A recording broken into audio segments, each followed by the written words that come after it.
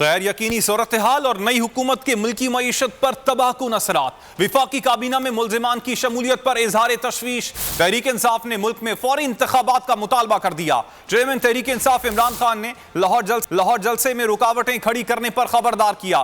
کہا عوام کے سمندر کو قید کرنا ممکن نہیں۔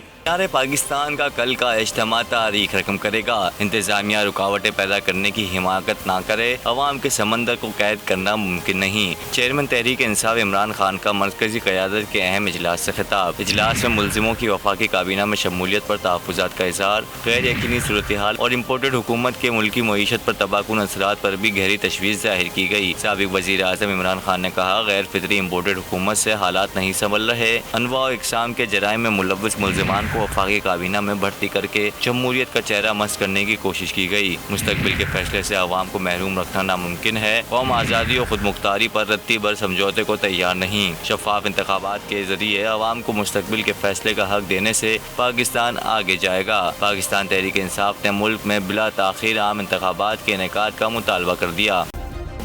سبسکرائب کریں اور بیل دبائیں تاکہ کوئی خبر رہ نہ جائے۔